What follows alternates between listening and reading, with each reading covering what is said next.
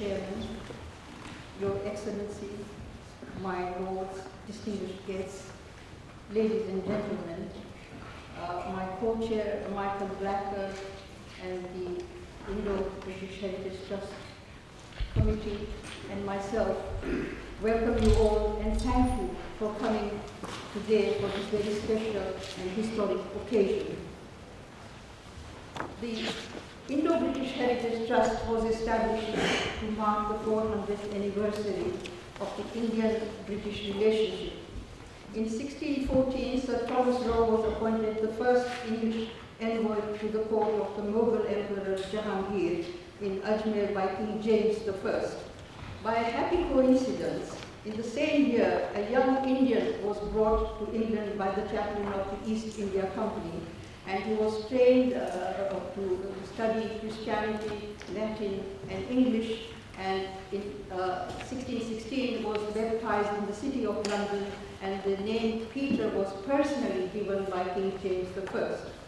There is a most beautiful mural in the Houses of Parliament that commemorates this episode, which was unveiled by the then Prime Minister Stanley Baldwin in 1927. It is of such historical significance that it deserved a special attention. Thus, the 400th anniversary project was conceived. The history of the British in India, of course, before partition, includes the history of Pakistan and Bangladesh, is fully documented, whereas the history of Indians in Britain remains neglected. Today's debate is just about a series of events in redressing the balance.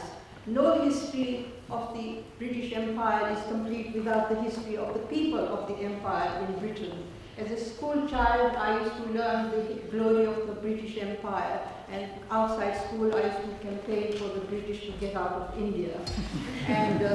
But I never thought that one day I would be putting the mighty empire on trial of all places in the Supreme Court of the United Kingdom. So all I have to say is let the battle commence. Thank you.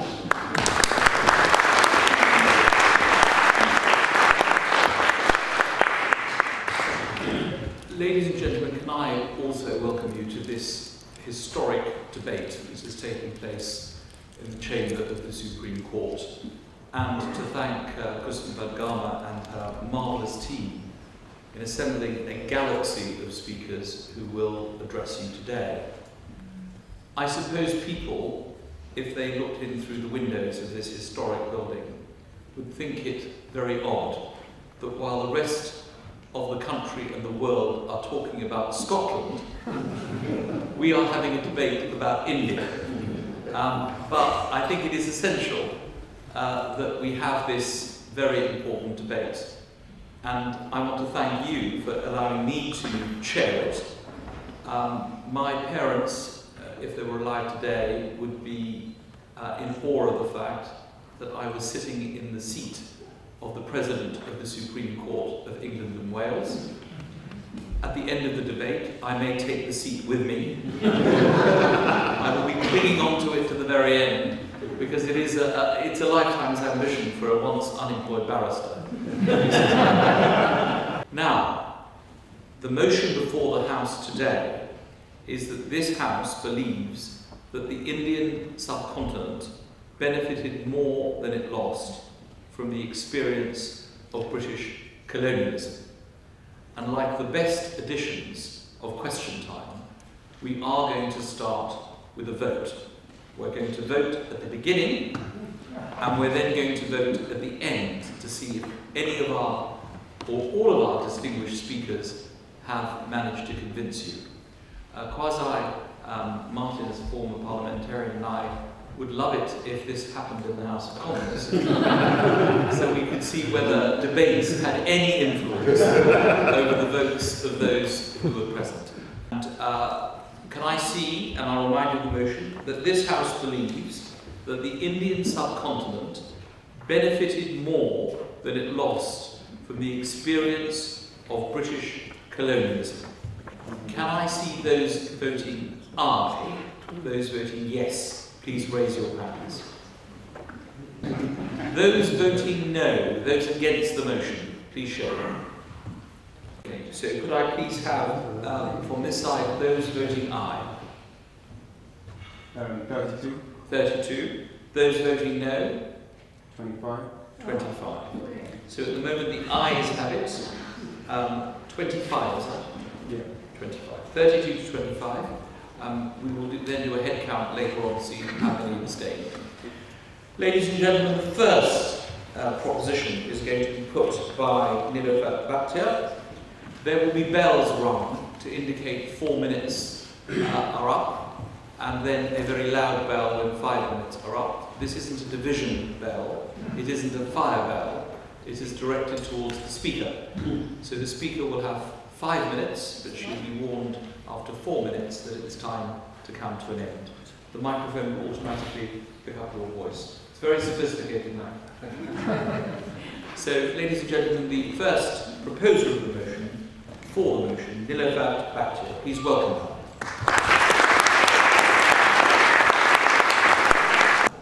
From the earliest historical times till the coming of the British, Indian history presents a clear pattern of invasion, settlement, domination, slow deterioration, and ultimate disintegration.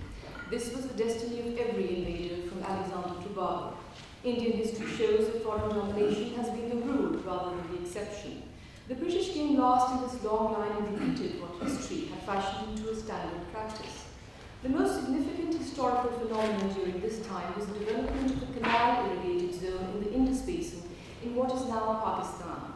The Punjab had been annexed by the British in 1849. This event followed a century of turbulence that saw the collapse of the Mughal Empire, a period of semi-anarchy during which confederacies based on peasant caste and tribal alignments fought for territorial control that saw the rise of a number of petty princely states.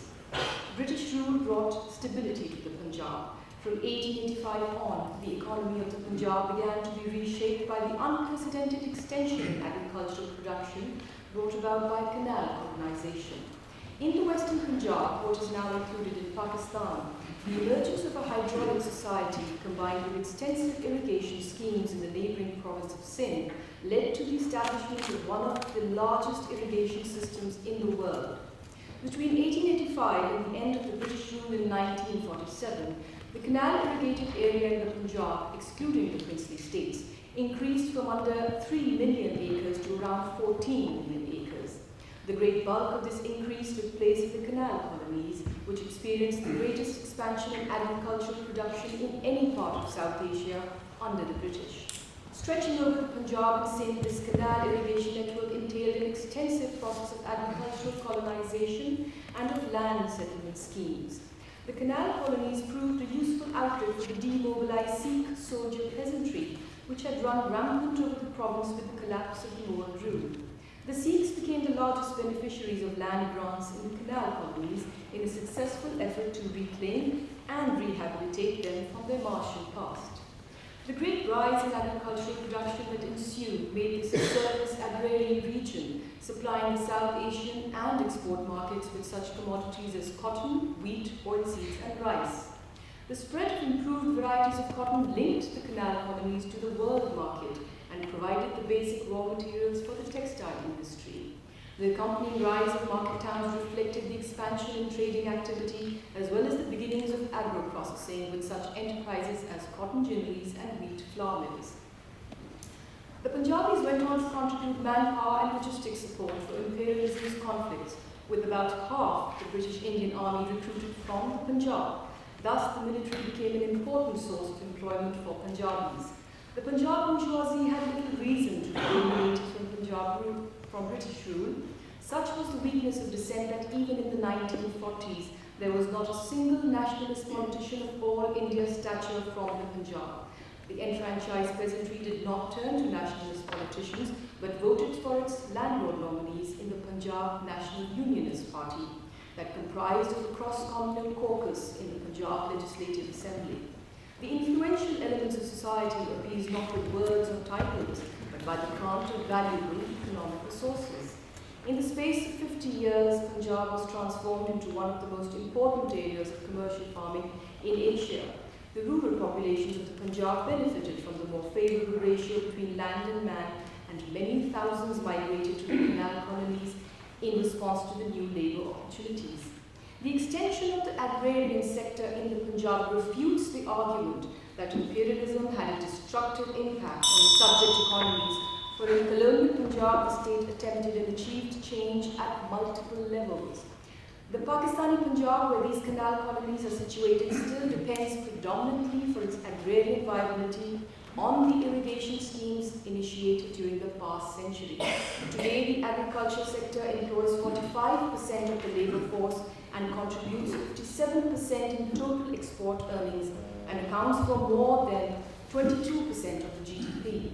The textile industry, also dominated by the Punjab, is the largest manufacturing industry of Pakistan and has traditionally, after agriculture, been the only industry that has generated huge employment for both skilled and unskilled labour. This is truly a hydraulic society, where patterns of dominance and subordination are pervaded by the fact that the water that sustains cropping comes not from the heavens, but through human agency and human control that came to be exercised more than a century ago when a new agrarian frontier came into existence under the British colonialism. Thank you very much. Thank you, Dilo. Thank you. Our next speaker is William Dalrymple, who will be the first speaker opposing the motion. Please welcome him.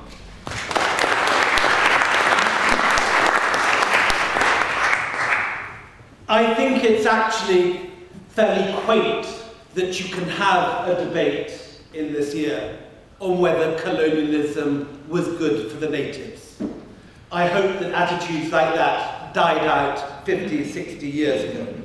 I wouldn't dispute any of the details of the hydraulics of the Punjab that we've just heard. But if you take the long view of history, the simple fact remains that for 95% of world history, India and China, between them, have dominated the world economy. As early as the time of Strabo and Nero, you have embassies from the West pleading with the spice exporters of Tamil Nadu and Kerala about their balance of payment problems. The gold of the Roman Empire hemorrhaged towards India. This continued throughout world history. In Milton's 16th century, 17th century England, when he was writing Paradise Lost, trying to picture what the future achievements, the wonders of mankind would be, Milton has Adam taken by God on a tour of the cities of Mughal India, Lahore, Agra, and Delhi. It was, for a man of his generation, a tour of the future wonders of what mankind was possible. The equivalent today would be a helicopter ride over Manhattan or perhaps Shanghai. So far ahead was Chola, Pallava, Sultanate, Mughal India over anything in the West, that it's impossible even to consider this motion seriously without realizing how far behind the West was for 90% of our history. You have today in the cut supplements those little adverts, give £10 and help Sita recover her sight. But the British went to India not as some sort of Elizabethan NGO, but as crude Bruegelian figures and codpieces, stumbling around in hose and breeches, trying to get a bit of action in the Mughal Empire, which then was immeasurably richer than anything London, Paris, Madrid, Rome, Milan put together was smaller than the population of Agra or Milan. 2.5 million people in Agra at one point, 1.5 million in Lahore. These were the vast megacities of their day, growing at the speed that we see Shanghai growing today. These enormous, rich, wonderful empires Here's Antonio Montserrat, a Jesuit arriving for the first time in Agra. This city is second to none in Asia or Europe. With regards to size, population or wealth, it is crowded with merchants who foregather there from all over Asia. This was the pattern through 9/10 of world history. It ends, quite simply, with the advent of European colonialism, not just the British, but the French, the Portuguese, the Dutch too. Following Vasco da Gama's discovery of the sea route to the Indies in 1498, the hemorrhage begins. Colonialism from Europe began and ended with the gun. The bombardment of Calicut with Vasco da Gama, the eruptions in Bengal of the Portuguese and the British, the French in Pondicherry, it is done by violence. The reason we were able to do it was our mastery of cannon and artillery, not because we were a superior civilization. And we drained India, and the money came back to Europe. Alone, one man, Clive, brings the largest personal fortune made in Europe in the 18th century back to England as the benefit of one battle, Plassey. The entire wealth of Bengal, Murshidabad, then the richest country in the world, drains back to Shropshire. Alexander Dow, a contemporary, says, the balance of trade was against all nations in favour of Bengal. It was the sink where gold and silver disappeared, without the least prospect of return. Bengal was one of the richest, most populous, and the best cultivated kingdoms in the world. We may date the commencement of its decline from the day under which Bengal fell under the dominion of foreigners.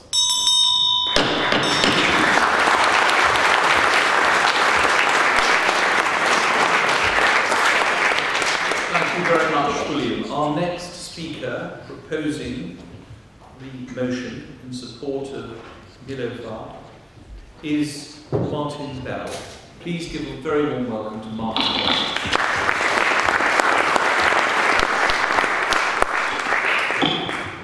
Ladies and gentlemen, it is quite clear to me that wherever the previous speaker comes from, we belong to different planets entirely. Here today we are celebrating an anniversary, 400 years of formal links between Britain and India, because of developments in commerce, shipbuilding, navigation, and yes, the projection of force. The subcontinent was going to have some unwanted and unexpected visitors. They turned out to be French and British and Dutch and others. Who would you like to have had? Would you rather have the Germans and the Japanese? You very nearly did have the Japanese. My qualification to speak in this debate, so far as I have one, is not that I was once a member of Parliament. We've got two distinguished parliamentarians here. It is as a lover of the subcontinent. In its good times and its bad. I've been tear gassed in India and administered Kashmir in 1996 in the elections. I reported a famine in Maharashtra in 1973, and I was told by a provincial official I couldn't call it a famine. Famines were in the British times. In India, they just have scarcities. In 1971, with the help of the border police, I slipped across the border at about the end of East Pakistan, which was the beginning of Bangladesh, and that's a huge privilege. I spoke about corruption, British corruption, at the prize giving at the Bishop Cotton School in Shillong. I've come to respect Indian democracy as one of the greatest on earth, as we have just seen. There is, I believe, a natural affinity between us and the peoples of the subcontinent. A long time ago, I was a soldier. I was posted to the Suffolk Regiment on active service to Cyprus in 1957. One of my tasks, apart from failing to put down a rebellion, was to look after the Charwars, the British Army's camp followers who had followed the regiment from India to Cyprus. When we left at the end of the campaign, they stood on the dock at Limassol with tears in their eyes. We would have the Charwars, Wallace wrote this afternoon. Years later, I wrote an ode to the Charwars, which will appear in my next book, which is appropriately called The End of Empire. It goes like this. The Charwars and the Derby Wallers, these were the regiment's camp followers. They did the laundry, made the tea, served private soldiers such as me, and they were better men than we. But so much change has happened since, and now a newer India thrives, touching and changing many lives. and even a multitude of dollars won't bring us back our long-lost wallers who were our Gangadins. We have no wallers anymore, but we do have soldiers. And Shashi Tharoor will know better than anybody in this room how uneven is the quality of the UN peacekeeping forces.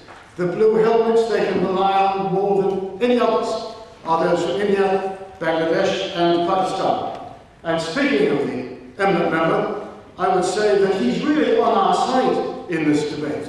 Here he is. I mean, he's a master of the English language. His books are written in the English language. He founded a PG Webtower Society. So secretly, there are 2 of you and 4 of us. Ladies and gentlemen, here are the choices before you this afternoon.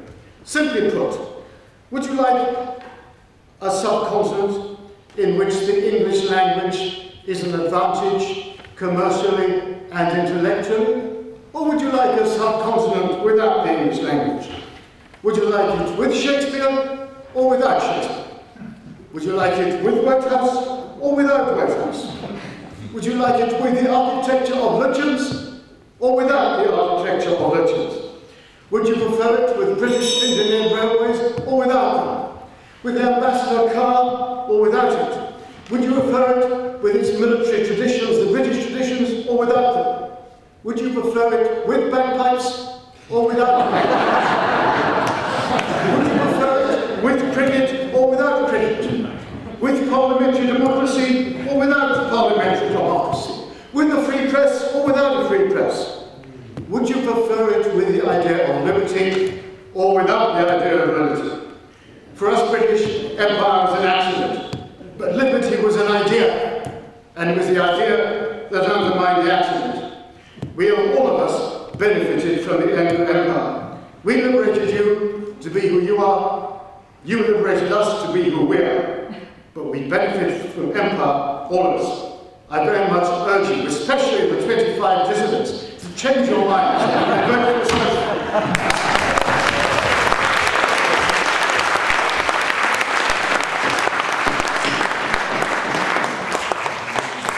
Thank you very much, Martin Bell. Our next speaker who will oppose the motion is Nick Robbins. Please will you give him a very warm welcome.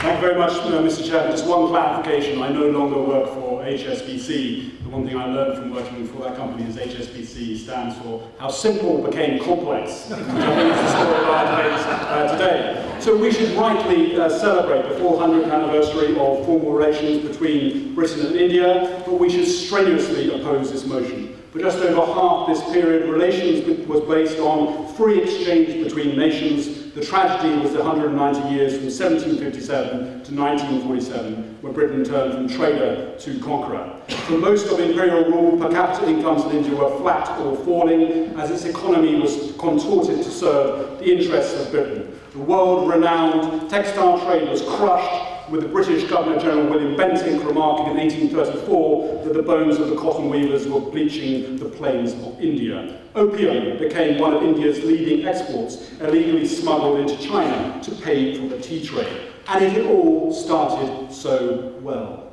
The East India Company from this tiny kingdom of England negotiating, begging, I think as William has said, begging the Mughal emperor to get access to the luxury goods of Hindustan, the fragrant spices, the sensuous textiles. And once established in the factories of Bombay, Madras and spectacularly in Calcutta, the imports of silver bullion that the East India Company shipped to pay for the chintz, the calicos, the dungarees, the seersucker, and the taffetas were warmly welcomed by princes and weavers alike. For 100 years, the relationship was more or less one of equal exchange. This all changed in 1757 with the company's conquest of Bengal following Plassey, perhaps the most extraordinary revolution in history, where a shareholder-owned corporation used tax evasion, extensive bribery in its own private army to conquer the richest province of the Mughal Empire.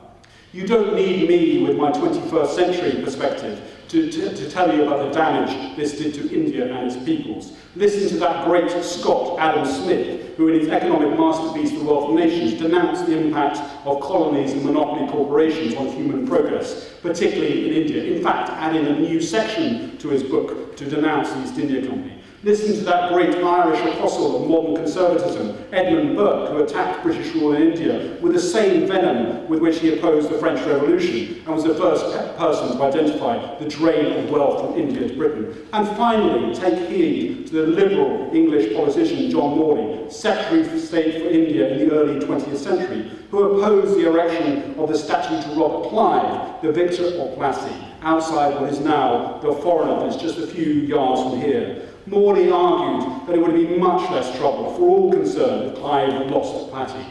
He favoured a statue to Garibaldi, the inspiration for independence and freedom.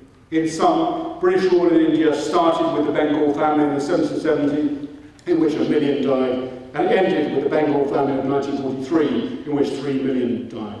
The tragedy of empire is that the ruled are always secondary to the interests of the ruler, even unto death. So let there be free exchange of ideas, of love, of language, of textiles, films, railway engineers, cricketing heroes, and definitely recipes between Britain and India. But let us dump this preposterous idea that empire benefited the subcontinent. I urge you to vote against the motion.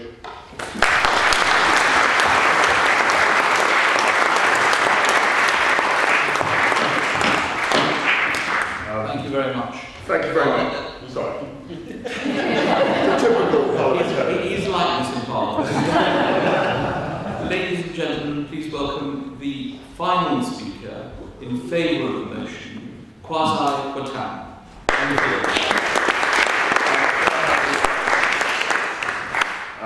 Now, I'm very pleased to finally get my word in, as it were. I've been called late to the debate, but I've enjoyed many of the contributions. In fact, Mr. Dalrymple suggested that in 2014 it was ridiculous to have this quaint debate, as I believe he called it. And I thought in 2014 it was particularly interesting to see an anglicised Scot, who I thought would be spending time trying to save the Union, debating almost as a sort of quasi-Marxist against the idea that the British Empire or colonialism benefited India. What struck me particularly about his argument that I enjoyed and was rather sort of bemused by was the fact that no, the British Empire wasn't any good, but the Mughal Empire was so marvellous and so rich and wealthy. So he was sort of using imperialism to argue against imperialism, which I thought was a very interesting move. Well, of course, the Mughal Empire was splendid and glorious and wealthy, but no one is suggesting that if it had been perpetuated and lasted till the 20th century, that it would have benefited India in any way as greatly as the British Empire's contribution and the gift of the English language has benefited India today. The Mughal Empire was not known for its democratic and humanitarian ideals. And to suggest that if it had been sustained in some alternative universe, that India would now be a much happier and more glorious and prosperous place, I think is, for such a distinguished historian, a little misguided. One of the things that fascinated me about this debate, and I suppose that given our age and experience, given other people's age and experience, was the fascination with history. All we ever talked about was history. We were talking about 1757, we were talking about 1943, we were talking about the Mughal Empire, we were talking about Milton's London. But of course, the main thrust of the case for the proposition is the future. It's modern India. It's the success of modern India and modern parliamentary democracy and the vibrant economy that India enjoys today. The fact that young people in India who are hooked up to the English language have far more opportunities than anybody has ever had, certainly in Indian history and in the world. Young Indian technology workers, IT professionals, these are the most desired and the most desirable and sought after workers in any global marketplace. And the reason for that is not only because of the fantastic education that they receive in India, but it's also the facility and mastery, I may say, of the English language, which, forgive me, is not a legacy of the Mughal Empire. They are not speaking English because of the Mughal Empire. They're speaking English because of the British Empire, because of the legacy of Britain's involvement with with India. And I was very lucky to be invited by Willie. He'll probably disinvite me now, I'm afraid. But I was very lucky to be invited to the Jaipur Literary Festival. And we discussed many of these issues in an open forum. And what struck me about the discussion was that the people who were making Willie's the opponents of this motion, the people who were making that argument, were very much the Hindu nationalists. Hindu nationalists, BJP politicians of a certain age who were against the notion that the English language and sharing in a global economy and a global culture benefited India in any way. It was a reactionary argument, I felt. And what struck me in the audience at Jaipur was the resounding way in which young people, with their aspirations, with their energy, with their imagination, completely rejected this notion of the BJP, completely rejected this rather insular and small-minded Hindu nationalism, because they wanted a more open and a freer society. They wanted the benefits that Martin described. They wanted a free press. They wanted access to the internet. Some of them even played cricket, but that wasn't the fundamental thing that they were happy about. They were happy because they were connected to a wider world. They had huge opportunities, and this, they were more conscious than anything, was a consequence and a legacy of the British connection.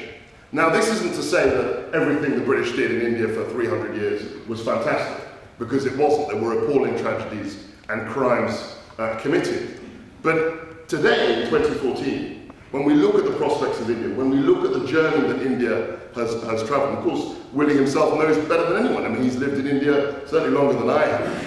I mean, I've never lived in India, but he knows better than anybody the success of the British Empire.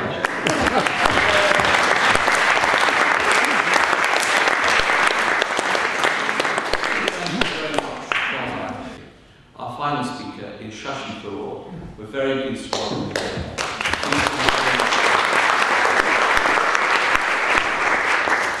Thank you, Mr. Chairman. As a sixth speaker in the last one, I rather feel like Henry VIII's sixth wife. I know more or less what's expected of me, but I'm not sure I can do it any differently from the others. However, as William Dalrymple and Nick Robbins have already pointed this out extremely clearly, the might of Britain was built in the 18th and 19th centuries on the ruin of India.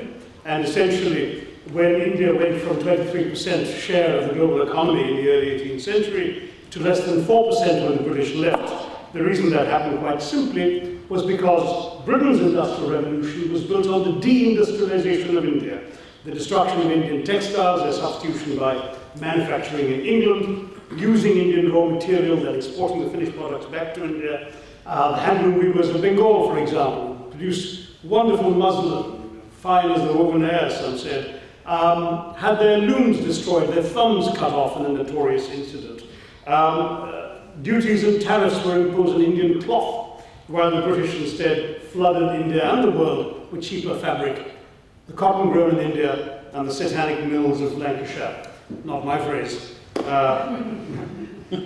Spinning and weaving them and selling them to the rest of the world. So weavers became beggars, manufacturing collapsed, in addition to the collapse of Agra and Maharaja Ranjit Singh's magnificent Lahore, which Nehru Bhatia elides. The population of Dhaka fell by 90% in the first 5 decades of British rule, because it was once the great center of muslin production, and it ceased to exist as such. So this was the tragedy. The economic tragedy that's already been brought out. Robert Clive was mentioned. He came and bought his rotten borough in England on the proceeds of his rapacity in India, while publicly marveling at his own self-restraint in not having looted even more than he did. And loot, of course, was an Indian word they took into their dictionaries as well as their habits. And the Brits had the gall to call him Clive of India, as if he belonged to my country, when all he really did was to ensure that much of my country belonged to him. By the end of the 19th century, India was Britain's biggest cash cow, the world's biggest buyer of British exports, and provided highly paid work for British civil servants, all at India's own expense. We literally paid for our own oppression. I mean, no wonder the sun never set on the British Empire. Even God couldn't trust the Englishman in the dark. Now, Poiting is touchingly concerned about the lack of democracy and humanitarianism until the British brought them along. Well, let me point out that as Britain ruthlessly exploited India, somewhere between 15 and 30 million Indians died completely unnecessary deaths under British rule because of starvation. Millions of tons of wheat were exported to Britain even as famine raged. 4 million Bengalis starved to death during the Great Bengal Famine in 1943 after Churchill deliberately ordered the diversion of food from starving Indian civilians to well-supplied British soldiers and European stockpiles. He said the starvation of anyway underfed Bengalis is less serious than that of sturdy Greeks, and I'm actually quoting Churchill. When officers of conscience pointed out a telegram to the Prime Minister the tragedy that was being caused in India by his decisions, his only response, Churchill's, was to ask peevishly, well, why isn't Gandhi dead yet? Now, British imperialism has long justified itself with the pretense that it was a form of enlightened despotism conducted for the benefit of the government. Churchill's inhumane conduct, of course, gave the lie to this myth, but it had been battered for 2 centuries already, Kwasi.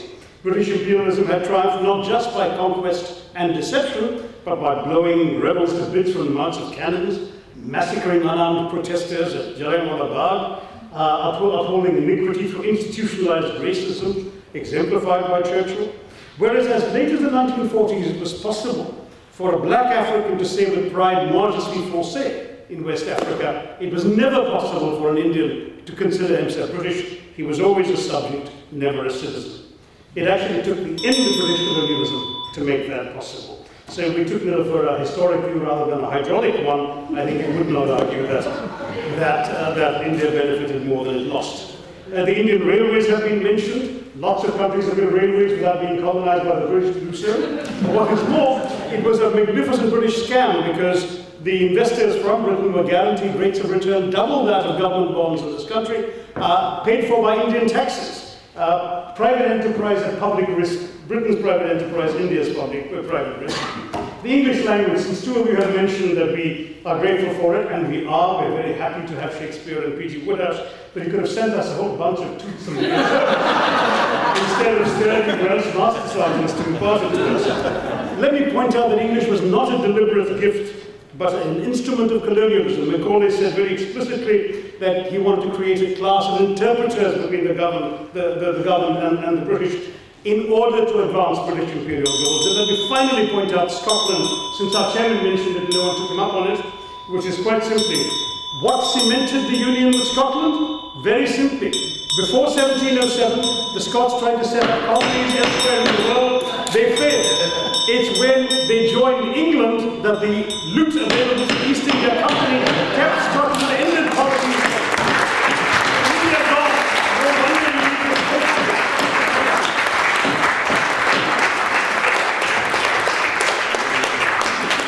You can see why they call him the Hammer of the Loksara. I think a collective round of applause for all.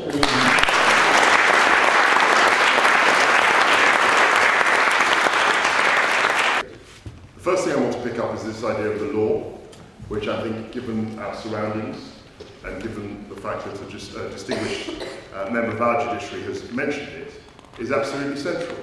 Of course, the rule of law is critical in any development of civil society.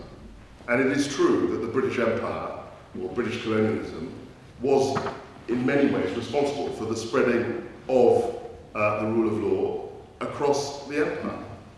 Now, someone else mentioned India and China, and I think this is a wonderful point of comparison. If you compare modern India and modern China, if you compare the freedom of the expression, if you compare the openness, if you can compare parliamentary democracy with what goes on in today's China, you have more or less answered the question of this debate. And what has struck me about this debate, given that we're in 2014, as William Dalrymple reminds us, is the fact that it's the most eloquent defense of the Mughal Empire I've ever heard.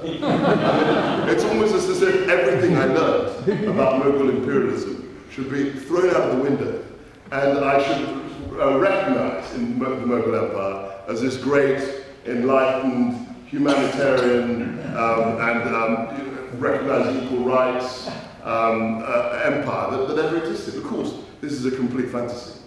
And not even as skilled and as imaginative a writer as William Dalrymple can ever convince us that a continuation of Mughal India would somehow have given India the benefits that British colonialism extended. Now, this isn't to say that British colonialism was all good. I mean, clearly there were horrific crimes, horrific injustices, and oppressions that resulted from British imperialism. But what I ask you, and I think it's very simple, the difference between that side and ours. They are brilliant historians, and they have talked eloquently about India's history, about Mughal history, about the history of Indian civilization for over 1,000 years.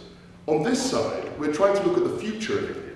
That's the difference between an opposition which is constantly harping about the oppressions of the past and a proposition which is saying, yes, there were bad things about the British imperial experience, but there were also some very, very good things which, in the future, will accrue more and more benefits to India and its people.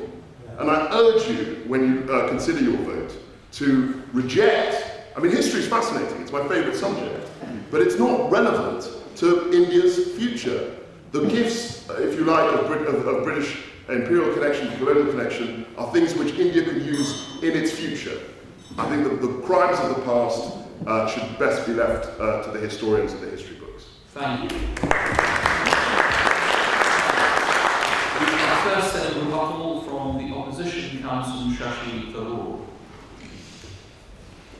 I mean, I think there were some very important things said from the audience here about some of the positives, and I think we should concede the importance of the English language, cricket, and the rule of law, as the distinguished Supreme Court judge suggested.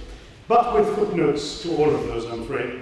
As far as the English language is concerned, I mentioned this briefly in my remarks, but the fact is that I'd rather quote Macaulay's own words. We must do our best to form a class who may be interpreters between us and the millions whom we govern, a class of persons, Indians in blood and colour, but English in taste and opinions and morals and in intellect.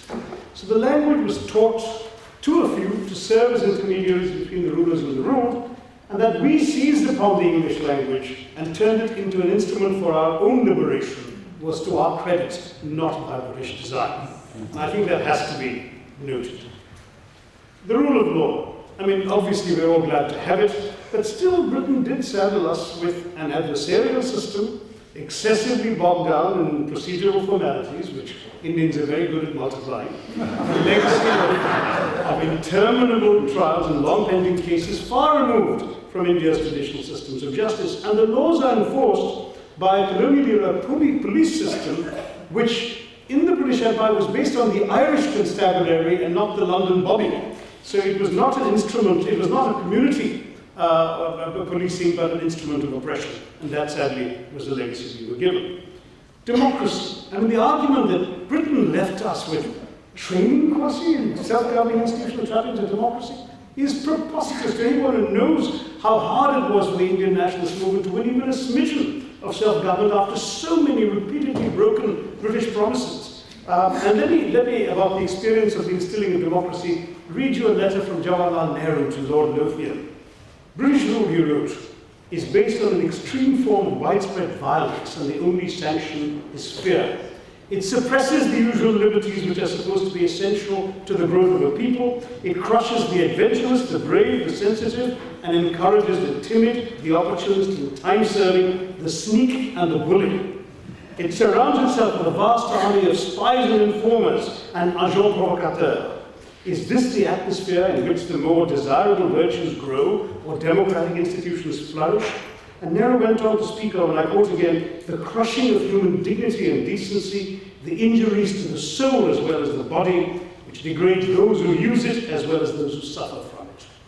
Again, the British ultimately, reluctantly gave India a form of partial self-government, which it took away when it chose to declare war without the consent of those who had sufficiently been elected to represent the Indian people. I will not give Britain more credit than that for democracy. And the truth is, in any case, that you have this wonderful British perversion of electing a legislature to form the executive, which has saddled us in India with legislators who are not interested in legislating, but who are actually anxious to get elected to form the government, something which, the logic of which might appeal in a tiny island nation with people of coherent ideas and views, but in our country has often been a recipe for chaos, indecision, and difference. So another system might have worked more efficiently.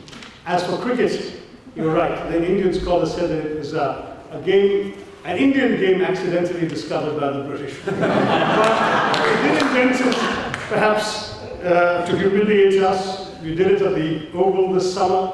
So you have the Oval, we have the Garden.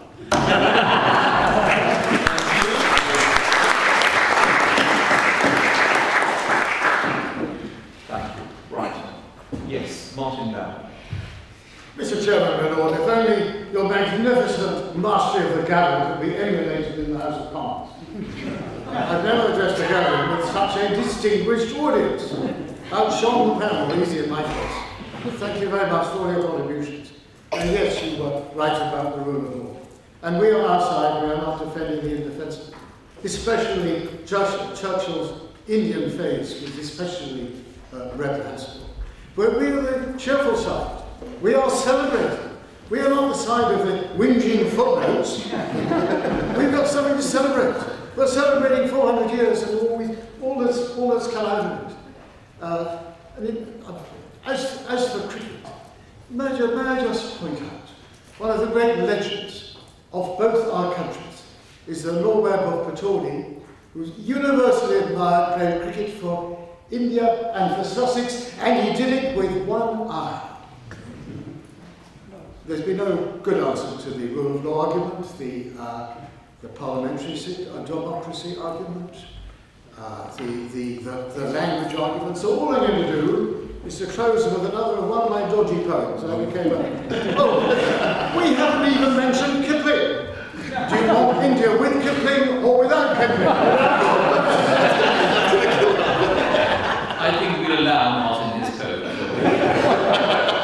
On June and headland sinks the fire, the outposts fall, the flags are furled, the sun sets on the last empire, but its language rules the world.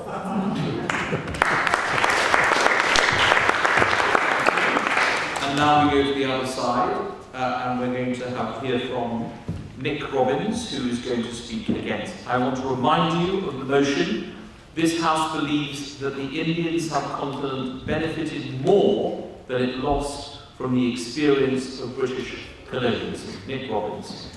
Thank you, Mr. Chairman. I think one of the things in this debate is very clear there is an extraordinary mutual affection between Britain and all the parts of the subcontinent. Nehru, when he was sitting in British jail during the 1940s, was writing wonderfully about William Jones, whose actually monument in St. Paul's actually has the Sanskrit Manu on his tomb.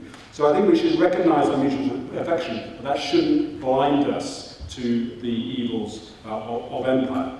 In terms of some of the strengths of India, not all India was degenerate, as James Mill said in his disgusting history of India. The strength of the weavers, much stronger in India, much better rights, much better able to gain the produce of their labour in late 18th century India than in Britain, where all the rights were being removed.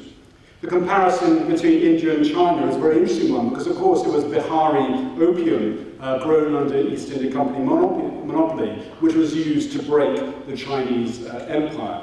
Recently, when I was in China, looking at the impacts of opium, in China, the 100 years from the Opium Wars until 1949 are called the 100 years of national humiliation. There is a museum to national humiliation and opium outside Guangzhou, where you have fierce Chinese workers smashing chests of Indian opium. And one of the people in China asked me, does India have museums of national humiliation? As though actually the same reaction should have come in India. And of course we had this mutual love and affection. So what else? Where else could we have had? Well, we could have had Thailand.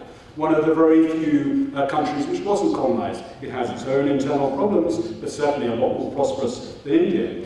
English. Well, I think we actually have to look to the Netherlands, because they speak English much better than anybody. And they didn't have British colonisation. In fact, it was the other way round. And unfortunately, Kwasi, in talking about the future, you are evading the subject. This debate is about the past.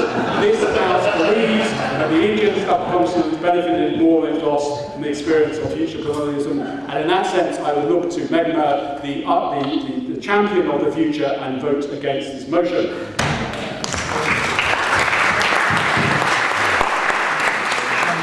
And our final speaker, rebutting what has been said by those on my right-hand side, is Nilüfer Bhattacharya.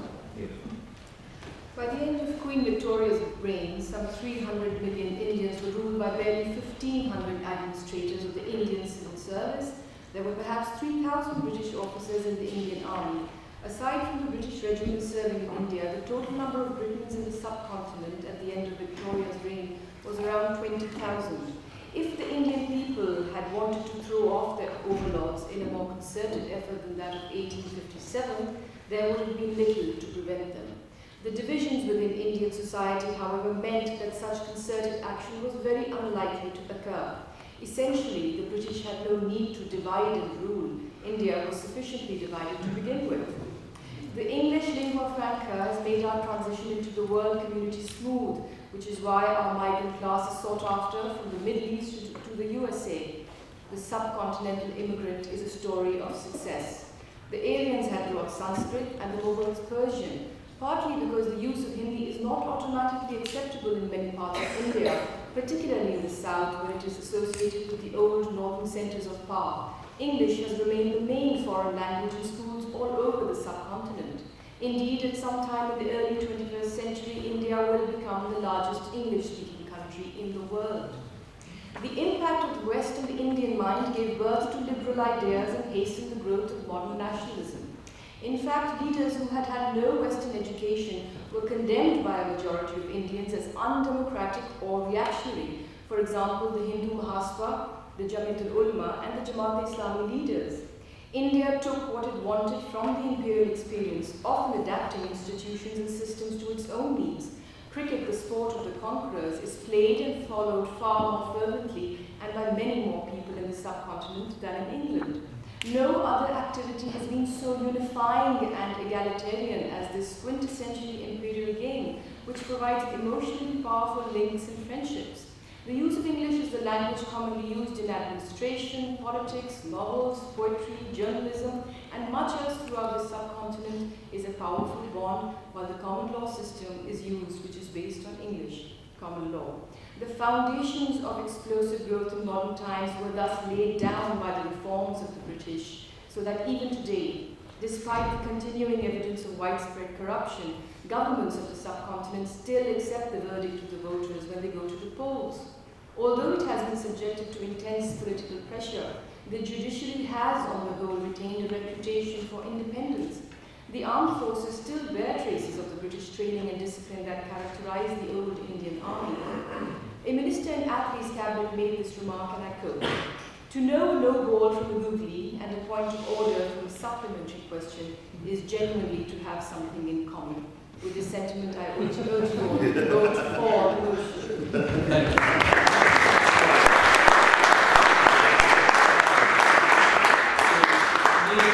Now close the case for those who support the motion, and closing the case for those against is William Dalrymple.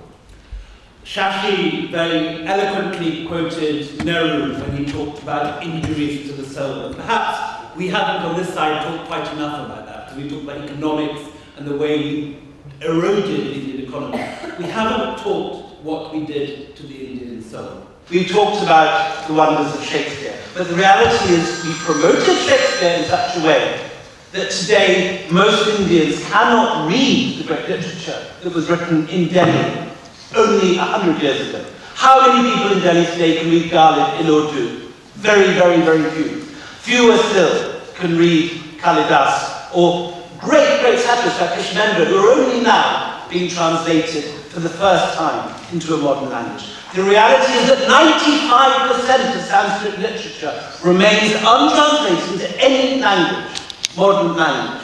These great wonders, the equivalent of the Plato, Socrates, the Aristotle, are only now being translated into modern English by people like Penguin India and modern Indian publishing houses, because for 150 years there's been a cultural cringe.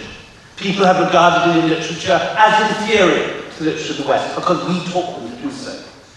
We live in Delhi in modern concrete boxes because we told the Indian people that our architecture was better, but we have forgotten the kind of building where there are courtyards, the free flow of air, where you can survive in the Delhi summer without great electricity.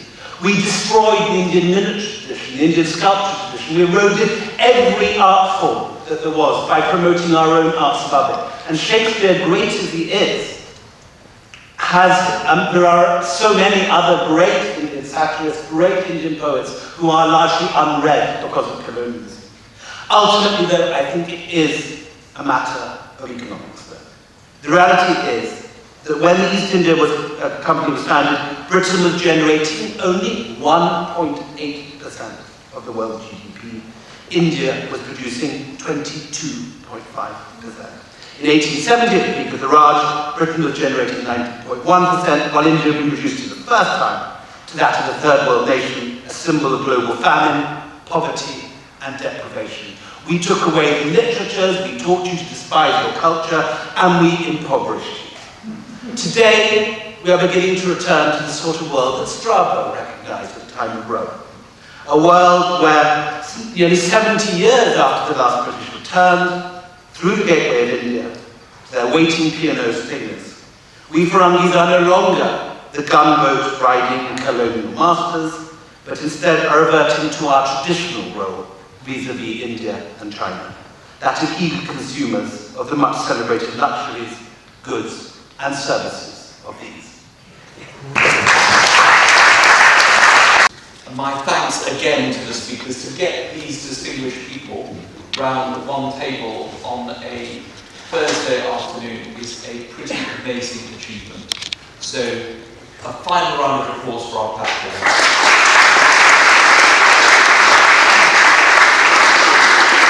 All right. Could we have the figure of those in favour of the motion? 26. 26. Down from 32. And those against? 44.